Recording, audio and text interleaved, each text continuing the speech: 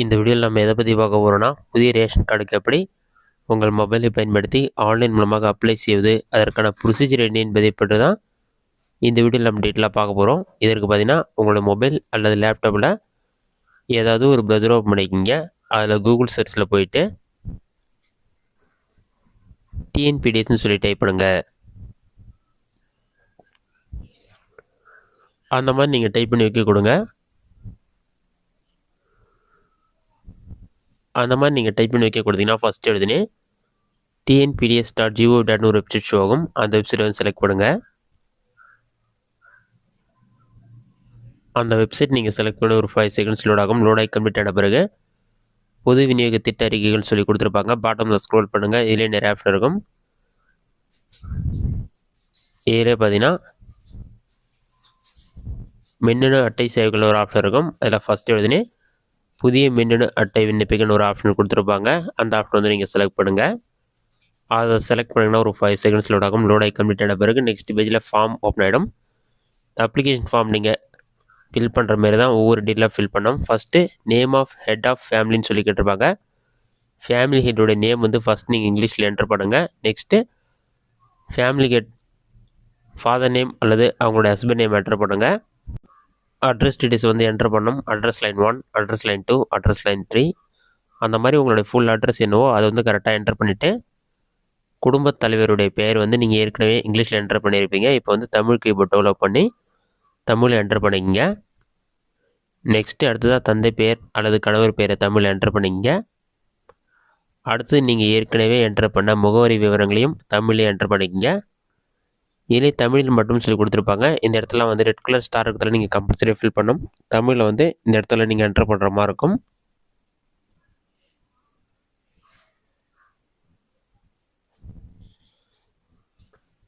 Next குடும்பத் தலைவருடைய புகைப்படம் கேட்டிருப்பாங்க. அதை வந்து அப்லோட் பண்ணுற மாதிரி இருக்கும். நீங்கள் அப்லோட் பண்ணுற ஃபோட்டோ வந்து 5 MBக்குள்ளே தான் இருக்கணும். ஜேபிஜி, பிஎன்ஜி ஃபார்மெட்டில் தான் இருக்கணும்னு சொல்லியிருப்பாங்க. பதிவேற்றம் ஆப்ஷனை கிளிக் பண்ணி மீடியா பிக்கர் கிளிக் பண்ணிங்கன்னா ஃபைல் மேனேஜர் ஓப்பன் ஆகும். அதில் போயிட்டு ஃபோட்டோ என்ன ஃபோட்டோ நீங்கள் செலக்ட் பண்ண நினைக்கிறீங்களோ அந்த ஃபோட்டோ வந்து செலக்ட் பண்ணிவிடுங்க. அதை செலக்ட் பண்ண பிறகு ஆட்டோமேட்டிக்காக ஃபோட்டோ அப்லோட் ஆன பிறகு இந்த மாதிரி தான் ஷோ ஆகும். அடுத்ததாக வந்து உங்களுடைய மாவட்டம் என்னவோ அதை செலக்ட் பண்ணுங்கள். நெக்ஸ்ட் உங்களுடைய வட்டம் செலக்ட் பண்ண பிறகு உங்களுடைய கிராமம் எதுவோ அதை செலக்ட் பண்ணுங்கள். நெக்ஸ்ட்டு உங்களுடைய பின்கோட் நம்பர், மொபைல் நம்பர்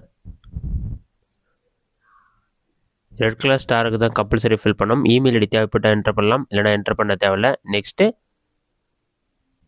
குடும்பத் தலைவருடைய விவரங்கள் சொல்லி கேட்டிருப்பாங்க. குடும்ப உறுப்பினர்கள் விவரம் கேட்டிருப்பாங்க. உறுப்பினர் சேர்க்க ஆப்ஷனை கிளிக் பண்ணி ஒவ்வொரு உறுப்பினராக ஆட் பண்ணணும். ஃபஸ்ட்டு குடும்பத் தலைவருடைய பேர் ஆட்டோமேட்டிக்காக ஷோ ஆகும். தமிழ்லையும் இருக்கும், இங்கிலீஷ்லேயும் இருக்கும். அவங்களுடைய பிறந்த தேதி என்னவோ அதை செலக்ட் பண்ணுங்கள். அடுத்ததாக பாலினம் கேட்டிருப்பாங்க. அவங்க ஆனா பெண்ணான்னு சொல்லி செலக்ட் பண்ணுங்கள். தேசிய இனம் கேட்டிருப்பாங்க. இந்தியன் செலக்ட் பண்ணிவிட்டு உறவுமுறை அவங்களுக்குமான உறவுமுறை. அடுத்து நீங்கள் என்ன வேலை செய்கிறீங்கன்னு செலக்ட் பண்ணுற மாதிரி இருக்கும். கவர்மெண்ட் ஜாபா, ப்ரைவேட் ஜாபா, பப்ளிக்காக எதுவாக செலக்ட் பண்ணிக்கிங்க. அதை நீங்கள் செலக்ட் பண்ண பிறகு உங்களுடைய மாத வருமானம் என்னவோ அதை நீங்கள் என்டர் பண்ணிக்கிங்க. மாத வருமானம் என்டர் பண்ண பிறகு உங்களுடைய வாக்காளர் அட்டை எண் இருந்தால் வாக்காளர் அட்டை எண் என்டர் பண்ணிங்க. நீங்கள் மாற்றுத்திறனாளி இருந்தால் ஆம் ஆப்ஷனை கிளிக் பண்ணி மாற்றுத்திறனாளிக்கான வகை செலக்ட் பண்ணிவிட்டு அதற்கான சர்டிஃபிகேட் அப்லோட் பண்ணுற மாதிரி இருக்கும். மாற்றுத்திறனாளி இல்லைனா இல்லைன்ற ஆப்ஷன் செலக்ட் பண்ணி தான் இருக்கும். நீங்கள் அதை எதுவும் ஒரு சேஞ்ச் பண்ண தேவையில்ல. அந்த டீட்டெயில்ஸில் நீங்கள் ஃபில் பண்ண பிறகு அடுத்ததாக மற்ற ஆவணங்கள் சொல்லிவிட்டு ஆதார் கார்டு அப்லோட் பண்ணணும். 5 வயதிற்கு மேல் இருப்பவர்கள் உறுப்பினர்கள் எல்லாமே கண்டிப்பாக வந்து ஆதார் கார்டு அப்லோட் பண்ண சொல்லியிருப்பாங்க. ஆதார் கார்டை செலக்ட் பண்ணிவிட்டு உங்களோட ஆதார் கார்டு அப்லோட் பண்ணுங்கள். நெக்ஸ்ட் ஆதார் கார்டு நம்பரை என்டர் பண்ணுங்கள். அதுக்கே பார்த்தீங்கன்னா தயவுசெய்து 5 வயதிற்கு மேற்பட்டவர்களுக்கு ஆதார் எண்ணை கண்டிப்பாக உள்ளிடுன்னு சொல்லி மென்ஷன் பண்ணிருக்காங்க. 5 வயதிற்கு மேல் இருக்க குடும்ப உறுப்பினர்கள் அனைவருடைய ஆதார் கார்டும் கண்டிப்பாக நீங்கள் அப்டேட் பண்ணுற மாதிரி இருக்கும். அதுக்கே உறுப்பினர் விவரம் சேமின் ஆப்ஷன் இருக்கும். அந்த ஆப்ஷனை கிளிக் பண்ணிவிட்டு மறுபடியும் உறுப்பினரை சேர்க்கணும்னு சொல்லிவிட்டு உங்களுடைய குடும்ப உறுப்பினர்களுடைய ஒவ்வொரு பேரும் எல்லாமே என்டர் பண்ணுங்கள். என்டர் பண்ணோடனே டேப்லர் காலத்தில் உறுப்பினர் பேர் எல்லாமே சேர்ந்துடும். அதன் பிறகு அட்டை தேர்வுன்னு சொல்லி கொடுத்துருப்பாங்க. இதிலே வந்து அட்டை வகை தேர்ந்தெடுக்கணும்னு இருக்கும். அந்த ஆப்ஷனை கிளிக் பண்ணினா அட்டை வகை எல்லாமே இருக்கும். No commodity, rice, cut, sugar card அந்த மாதிரிலாம் இருக்கும். நீங்கள் வந்து அரிசி அட்டையை வந்து செலக்ட் பண்ணிங்க. அதுக்கு தான் எல்லா பொருளும் கொடுப்பாங்க.